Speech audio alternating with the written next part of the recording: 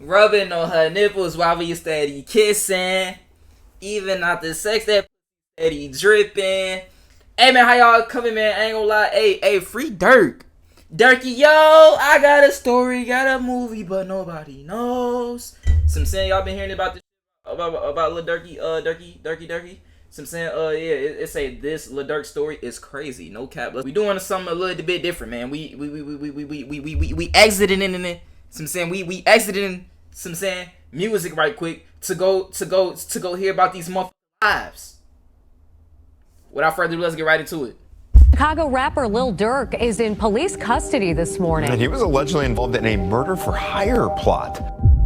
Hey, listen, y'all had all these years to lock my mans up, gang. He just got the key to the streets. We got the key to the streets. We got the key to the motherfucking streets. So I'm saying y'all want to lock a motherfucker up now. And then, on top of that, the motherfucker locked up for 24 hours. They already revoke folks' key and shit. You don't even know if this motherfucker really guilty or not. You already taking keys away and shit. Hey, you Indian giving ass motherfucker gang. Hey, listen, you shouldn't have gave bro that motherfucking key then. Fuck you talking about. Hey, y'all using the motherfucker gang.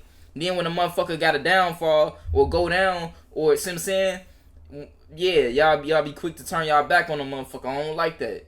Like all these motherfuckers out here being charged for raping shit, gang. Everybody ain't out here raping motherfuckers, gang. Somebody got to be lying.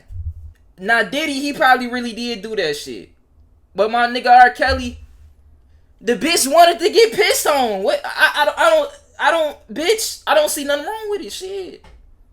Bro, I'll piss on the bitch.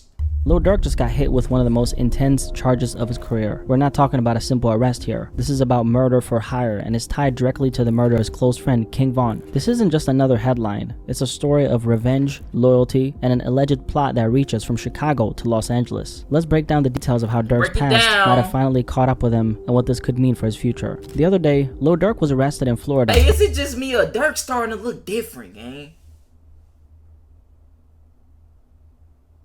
He's starting to look Mexican. Have finally caught up with him and what this could mean for his future. The other day, Lil Durk was arrested in Florida on charges linked to a murder for hire plot, a serious accusation that's bringing a whole new level of attention to his life and career. According to federal prosecutors, Durk and 5 others tied to his Only the Family, OTF collective, were part of a plan to take revenge against Quando Rondo's camp for the murder of King Von, Durk's close friend and collaborator, back in November 2020. Authorities allege that this entire plot began when members of OTF wanted to seek retaliation for Von's death. The story of revenge didn't just stay in Chicago though. Prosecutors claim that in August 2022, members from Lil Durk's crew traveled to Los Angeles on the behalf of Durk himself, and they had one goal in mind: to go to LA and take out. How do the prosecutors know this shit though, gang? Prosecutors be pulling shit off their ass, and then they get one snitch or 2 snitch. Y'all be telling these snitches what to say, gang. Say this, say that. Y'all, nah, these niggas. A snitch ain't gonna remember every fucking detail, nigga. This shit happened 15 years ago. See what I'm saying? How the fuck he know what if he had his shoes on the wrong feet or not and shit, gang? Y'all prosecutors, y'all ain't slick. Y'all be telling motherfuckers what to say and shit, gang. On the behalf of Durk himself. And motherfucker, we gonna start suing y'all ass. It's 20 years down the line. How I'm supposed to know if folks brush his teeth or not? One goal in mind: to go to LA and take out Quando Rondo. However, this act of violence instead led to the death of Quando Rondo's cousin, Lil Pab, as the group allegedly carried out what they saw as retribution for Von's murder. On August 19, 2022, bro, and then on top of that, like, bro, this nigga is a Crip, gang. He probably got beef. He probably got all type of beef. Ain't no telling who killed his cousin, gang. So I'm saying, I'm not taking up for Durk either. I'm outside looking in. I fuck with both sides. I fuck with both parties. PlayStation, nigga. Put me on the song, Durk and Quando. See what I'm saying? I fuck with both parties. Okay? You just gotta make this shit make sense to me, gang. I'm not the smartest, but I swear to God, I'm not the dumbest either. See what I'm saying? This nigga is a Crip. He used to be a Crip. He dropped his flag, though. Bro, anybody could have killed his cousin, gang. How y'all know Durk and them did this? What they saw as retribution for Vaughn's murder. On August 19, 2022, Quando Rondo and his cousin Lil Pab were in Los Angeles, making their way through the city, reportedly attending some business-related matters and spending time with close associates. Quando, known for his connections and tense history with Lil Durk's camp due to the tragic conflict that surrounded King Von's death, was cautious yet calm as they navigated through the city that day. By the time the sun started setting, they pulled into a gas station near the Beverly Center, just a quick stop to refuel before moving on. Unbeknownst to them, another vehicle had been tracking Beverly, oh shit. Dirk and them probably did do that shit on bro. That nigga said Beverly. They probably caught him up. I'm not doing no crime in nowhere called Beverly, nigga. I don't even give a fuck if we ain't in the hills. Beverly just sound like some corporate good shit, gang. That's just like doing his downtown Chicago, nigga. You bound to get caught. Like Beverly? Is you niggas crazy? just a quick stop to refuel before moving on. Unbeknownst to them, another vehicle had been tracking their movements. Cali probably got all type of Los cameras. Angeles. By the time Quando and Lil Pab pulled into the gas station, the second vehicle was closing in, and everything was set for the ambush. As they parked, that white sedan that had been following them pulled in close, creeping up just enough for its passengers to get a clear line of sight, and in an instant, the calmness of that sunny afternoon was shattered. That's what I'm saying. Look, I just said Cali probably got all type of cameras, gang. Y'all on camera fapping niggas.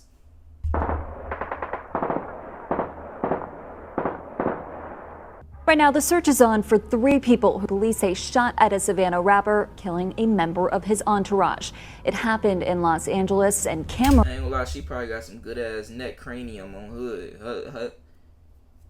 I ain't gonna lie, if this a woman, I'm smacking. If this a man, I ain't on that gay shit, gang. I can't really tell because her chin strong as hell. But if she a woman with a strong ass chin like that, she probably got some good ass neck, folks. Oh, bro, I'm trying to peep throat out though. See what I'm saying? Make sure she ain't got that lump right there like we got, folks. You never know though, cause they say you can get that shit took out. You gotta look at a bitch hands now. You never know about the hands either though, cause my ex hands was bigger than mine. On her look, she had some big ass hands. Hopefully I wasn't fucking no man, gang. It happened in Los Angeles, and cameras captured the aftermath. As shots rang out and chaos erupted, the black SUV became the center of a tragic, gut-wrenching scene. The air was filled with panic, and within moments, it was clear the ambush had left someone critically hurt. Quando Rondo's cousin Lil Pab was hit, but the full weight of what had just happened didn't hit Quando until later on. Caught on camera, the haunting audio of Quando's screams went viral in the hours that followed. His voice is filled with absolute devastation, echoing through the chaotic scene as he realizes his cousin wasn't gonna make it. The ending of a shooting that started in Los Angeles, California. Sheriff's deputies pulling out a man who had been shot in an SUV. For Quando, That shit corny, bro. I hate how this generation took a turn. Stop recording grief. Stop recording dead people, gang. On hood, like, I swear to God, like, the nigga that be clapping niggas, bro, clap the motherfucker with the camera too, gang, because you going to jail too on top of that. That's a witness, gang. You should overkill them. Stand over them, yeah. Put their eyeballs in their fucking mouth. All type of shit, like how the white people used to do us in our mouth with the dick and shit on, bro. An SUV. For Quando, this wasn't just a loss, it was a moment of public grief, a rare glimpse into the pain that artists like himself carried behind the scenes. It's that scream, filled with shock, disbelief, and grief, that made the story hit even harder, a reminder of how real and dangerous these conflicts can get. After the shots went off and Lil Pab was hit, police were called, and within minutes, the area was swarming with law enforcement and first responders. The gas station near the Beverly Center quickly transformed into a crime scene, with officers blocking off the area, trying to make sense Bro, of y'all doing hits in Hollywood. chaotic scene. I'm not even from Cali, and I know not to do that. Bro. Rushed to treat Lil Pab, but it was clear his injuries were severe. Despite their efforts, he succumbed to his wounds right there on the spot. And for this to be Hollywood, nigga, this gas station look ran down like a motherfucker, gang. Unless I don't know what Hollywood this is. Under the police lights right at the gas station, as his cousin Quando Rondo watched him pass away in shock. Quando, still being shaken up from the shock, could hardly process what had just happened. He was visibly distraught, pacing back and forth, his screams echoing across the lot, captured on cameras and phones by bystanders. Those screams would go viral, symbolizing the raw pain of a moment that could not be hidden or controlled, a heartbreaking reaction to losing someone so close so suddenly. The police, meanwhile, were already piecing together what little information they had. Witnesses reported seeing a white sedan speed off right after the shooting, leading investigators to believe this These was niggas doing hits out of BMWs and shit. Reported seeing a white sedan. I just crashed the BMW! Meanwhile, were already piecing together what little information they had. Witnesses reported seeing a white sedan speed off right after the shooting, leading investigators to believe this was a planned, targeted hit. This wasn't some random act of violence. It had all the signs of a calculated attack. The tragic moment left the hip-hop community stunned and mourning yet another loss in an ongoing cycle of violence. But that night was only the beginning. Law enforcement would dig deeper into the case, linking it to a broader network of rivalries and conflicts. And now with the federal indictment connecting Lil Pap's death to an alleged murder for hire plot involving Lil Durk's OTF crew. How y'all know Durk did this shit though, gang? Like, what? Taken on even alleged murder for hire plot involving Lil Durk's OTF crew. This tragic story has taken on even darker layers. According to prosecutors, Lil Durk is the man behind what they're calling a calculated murder for hire plot, allegedly orchestrated as revenge for the death of his close friend, King Von. They claim that Lil Durk, along with several members of his OTF collective, conspired to take down Quando Rondo or someone close to him as payback for Von's tragic loss in 2020. This isn't just a simple feud. They're painting it as an organized, deliberate plan fueled by loyalty, revenge, and a desire to avenge Von's legacy. Prosecutors allege that Durk's crew wasn't just acting out of anger. They were reportedly promised rewards for their loyalty. The indictment describes coded conversations between the alleged conspirators, detailing promises of financial compensation or opportunities in the music industry under OTF. This, they say, gave the men enough motivation to track down Quando's circle in Los Angeles and pull off a hit that would eventually So y'all think Durk and them did this shit cause Von died, bro? We need a little more proof than that, gang. Like, you niggas just be y'all taking all of the good rappers, gang. Either they fucking down or they going to jail, gang, or they on bro, like to track down Quando's circle in Los Angeles and pull off a hit that would eventually send a message across the rap industry. Prosecutors are building the case around Durk's deep connection to King Von and the idea that Von's death was a major turning point for Durk. They're arguing that Durk saw Von's death as something that couldn't go unanswered. According to the prosecutors, this wasn't just about grief, but about maintaining his reputation and loyalty within his crew and the streets. They claim Durk felt a duty to take action, leading to this organized retaliation plan. A key element of the prosecution's case is that Durk's associates were allegedly promised rewards, whether in the form of money, prestige, or elevated positions within OTF. The indictment mentioned first y'all said he sacrificed Von, now y'all saying he got back for Von. Like, bro, y'all niggas, nobody ever know what the hell they talking about, gang. Like, bro, this shit starting to get weird. Whether in the form of money, prestige, or elevated positions within OTF. The indictment mentions coded language used to communicate these promises, hinting at payouts and increased status for anyone who carried out the attack successfully. Prosecutors argue this incentivized Durk's crew to go to extreme lengths, planning and executing an ambush with the expectation that their loyalty would eventually pay off. The prosecution alleges that the attack wasn't spontaneous. It was a result of deliberate planning. Members of OTF are accused of traveling from Chicago to Los Angeles with a mission, which was following Quando Rondo's movements and waiting for the right moment to strike. The hit itself, they claim, was executed in a way that aligns with a classic murder for hire operation, with members tracking Rondo's SUV, waiting for him and his crew to be in a vulnerable position before launching the attack. Court documents reveal that after the incident, the OTF members stopped at an In-N-Out where they discussed payments with one of the top OTF associates before heading back to San Diego to catch flights back home. Records show that there was a payment exchange that happened as a reward for the murder. Now, the most important part in all this is that they're saying that Lil Durk is the mastermind behind everything. He was the one who provided funds for flights, ensuring his associates could travel from Chicago to Los Angeles, and according to court documents, Durk allegedly arranged for OTF members to how y'all know this shit though, gang? Make me mad. go to Los Angeles, and according to court documents, Durk allegedly arranged for OTF members to make this trip, so they were operating based on what he told them to do as the head honcho. Durk's top associate, Keon Grant, reportedly coordinated logistics on the ground, but Durk is said to have provided the financial resources and guidance needed for the ambush. Keon Grant arranged hotel accommodations, bought ski masks to conceal identities, and obtained 2 luxury sedans for the group. Court documents indicate that Grant was also the one who supplied firearms, including one reportedly converted converted into a fully automatic weapon, all of which prosecutors argue was facilitated under Durk's orders. I think you probably at this point understand why this is so bad for Durk. These aren't just accusations of association or indirect involvement. Prosecutors are painting him as the mastermind behind a deadly, premeditated act. He's being accused of financially and logistically supporting a murder-for-hire scheme that targeted a rival, going as far as to cover travel costs, conceal identities, and provide weapons for the attack. This is some serious stuff right here. And if the court accepts this narrative, it elevates his role in the case to the one who's going to carry the full responsibility for organizing a violent conspiracy with potential penalties, including life in prison or even death penalty if the court finds he facing a death penalty? Nigga, y'all didn't even get that to Jeffrey Dahmer. Like, he was eating niggas. Fucking them, drugging them, and eating them. Oh yeah, bro. Hey, listen.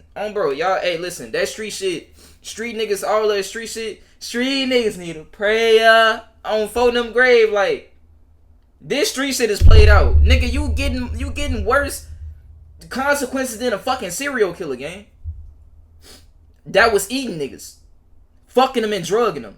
Potential penalties, including life in prison or even death. Let me be that nigga Durk lawyer. Jeffrey Dahmer fucking niggas, he drugging them and he biting them and shit. Like, I swear to God, Durk, I will get you off quick as hell.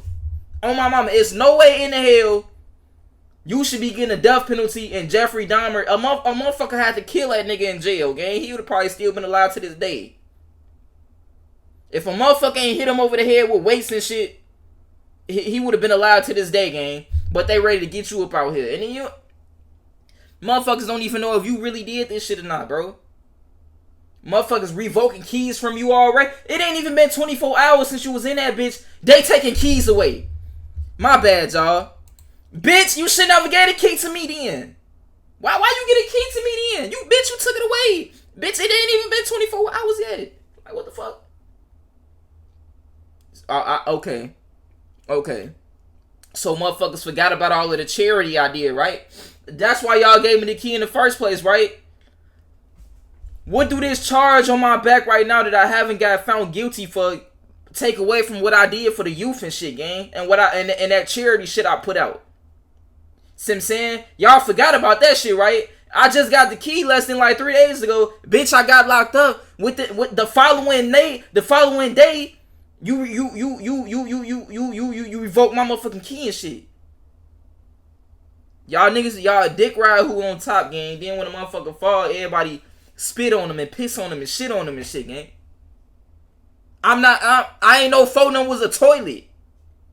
For organizing a violent conspiracy with potential penalties, including life in prison or even death penalty if the court finds sufficient evidence of intent. Moreover, the case is built around digital communications, flight records, and surveillance footage, evidence types that can be compelling in court. Prosecutors are likely betting that one of Durk's associates could flip, testifying to strengthen their case even more. If any of the co-conspirators cooperate with authorities, it could seal the case against them, making the charges even harder to fight. Now, one of the things that's a little bit ironic about this entire situation is the fact that the past 2 years, Lil Durk has publicly been working on cleaning up his image. After years of being tied to the street life, he's tried to turn over a new leaf. For anyone who doesn't know, Lil Durk has not only embraced Islam, but even went as far as converting, changing his name to Mustafa Abdul Malik. So he's definitely I ain't gonna lie, yeah. Durk starting to look Arabic, folks. I ain't gonna lie. embraced Islam, but Look even at him. I thought it was Mexican. Nah, folks look like a real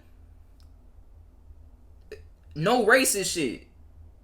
He looked like a real gas station worker though. I ain't gonna lie, folks. And I'm in the hood, gang. The Arabic niggas run this shit, gang. See what I'm saying? They run this shit. Like they be in every gas station, gang.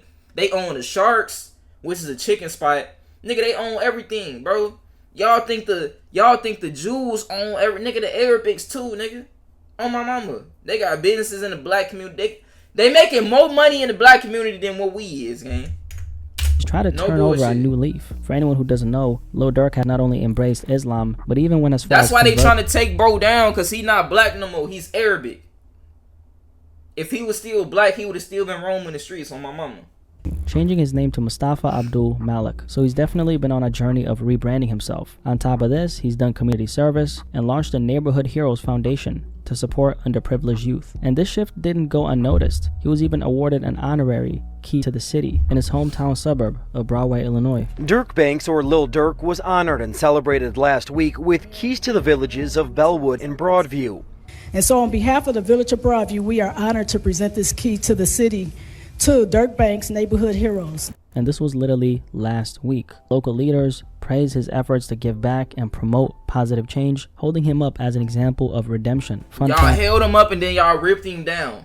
They ended up revoking the key after this indictment. Lil Durk a few weeks ago also announced that his criminal record was recently wiped clean. Now, could all this be a defensive move on his end? Because when someone is involved in something like this, especially someone with Lil Durk's influence and public presence, it's important to consider how them reshaping their image can help them if legal troubles come their way. Durk's public shift to a more positive, community-focused persona, receiving the key to the city, doing charity work, and his spiritual growth all adds layers to his defense. That's what I'm saying. So the niggas forgot about the charity work, right? Happen. Like in his case, it sends a message that he's moving away from his past, showing the authorities that he's more serious about changing and leaving his past behind. All this show is, motherfucker, when y'all get up, hey, for my supporters watching this, the family, nigga, fuck everybody else. You just make it, bro, because soon as some stipulations happen and shit, they gon' shit on you and piss on you and throw up on you and all type of shit. Like, you see what I'm saying? These people don't give a fuck about you, gang. They only give a fuck about you when you winning. Soon as you go down for rape or something, everybody turn their back on you. Like, shit.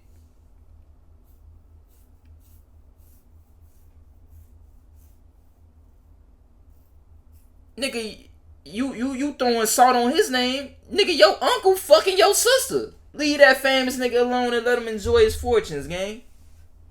I don't condone raping though, but I'm just saying, like, you throwing dirt on another motherfucking name when your cousin down the street doing the same shit. From his past, showing the authorities that he's more serious about changing and leaving his past behind. And maybe for Lil Durk, it wasn't so much about completely avoiding any legal troubles, but maybe he did all this as a way to soften the blow of whatever he did. That's of course me just speculating, but thinking about it logically, it does make sense. Because best believe someone with Lil Durk's status understands the power of public opinion and how it can sway narratives. By portraying himself as a reformed individual, he builds a layer of protection, influencing how people view him and possibly impacting how authorities handle him. The question still remains though, whether this rebranding was a genuine evolution or a strategic buffer given his history. Personally, I don't think this is going to end too well for him. If they actually have recordings or solid evidence of Durk orchestrating a murder, the defense options are limited. When it comes to cases involving premeditated I ain't gonna lie, Durk get out of everything. I think he gonna be straight, y'all.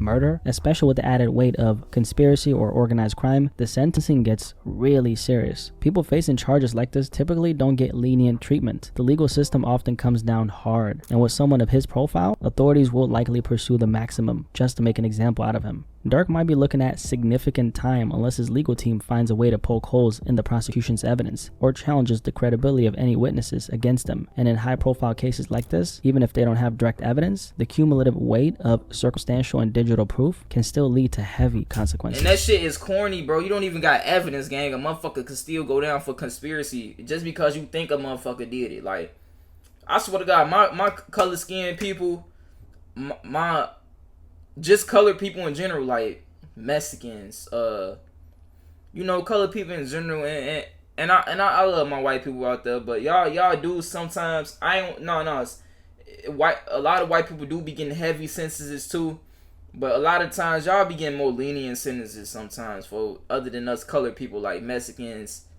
people that's not white, gang, in general. Like, but I fuck with white people. It's always a black cop giving me a ticket. Y'all white niggas be letting me go and shit. I fuck with y'all the long way. But sometimes the black people and the other colored people get the bad end of the stick, gang. Cause like I said, Jeffrey Dahmer was literally eating niggas.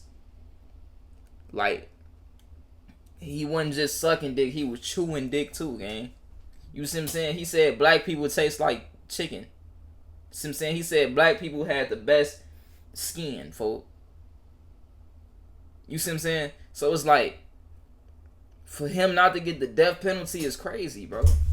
Let's start that! the cumulative weight of circumstantial and digital proof can still lead to heavy consequences. Overall, it's really sad to see millionaire rappers still getting involved in situations like this. And then, like I said, bro, Durk, if you really did this shit game, bro, you a millionaire, bro. Go enjoy your fucking money, bro. Like, what? Like, I don't understand why rich niggas still gotta feel like they gotta still prove a point. Like, you in position, bro. You don't have to get back for Vaughn, bro. This just, I'm a square, gang. I'm not a street nigga. I'm not a street man. I'm not a street individual. I'm coming from a square standpoint, gang. You see what I'm saying? I'm not in the game. I'm on the bleachers, so I see from one end of the field and the other end of the field and in between. You see what I'm saying? I see everything. So it's like, nigga, I feel like you ain't even gotta get back for Vaughn, bro. Just take care of the nigga kids. You can still contribute by taking care of the nigga kids, and taking care of the nigga mama. Get a nigga mama $500,000 a year or something, like, you see what I'm saying? Like, what you probably already doing, you see what I'm saying? I'm sure you taking care of his kids and, you know, probably make sure his mama cool and shit. But it's like, bro, leave the getting back for him for the niggas in the trenches still, bro. Bro. Cause he was taking care of niggas in old block too. Let them niggas get back for him. They not rich. You rich, gang. Overall, it's really sad to see millionaire rappers still getting involved in situations like this. You personally could contribute by making sure the nigga mama straight financially and making sure his kids straight financially. And the homies that's broke as hell ain't probably gonna amount to nothing. Could just go kill niggas for him. Y'all can contribute in two different ways, bro. The opportunities and success someone like Lil Durk has achieved, you'd think he'd be able to fully separate himself from that lifestyle. But as you guys can see, even with fame, money, and all the chances to make a positive impact in this world, it's clear that he's still stuck on the streets. I'm really curious how this is going to end for him, and it'll definitely take some time for this to get resolved. Anyway, this Lil Durk story is definitely crazy. If you made it this far, do yourself a favor and... Alright, man, I'm out this bitch, man. Hey, I appreciate you. Hey, I appreciate you, young man that don't never show his motherfucking face, for giving me content. I love y'all niggas. I love y'all hoes. Hit that fucking like button. It's no way in the hell I got damn near 300 something videos up with 1,000 subscribers and shit. 1,800 subscribers and shit, gang. Give me the 10K right now before I bite a motherfucker.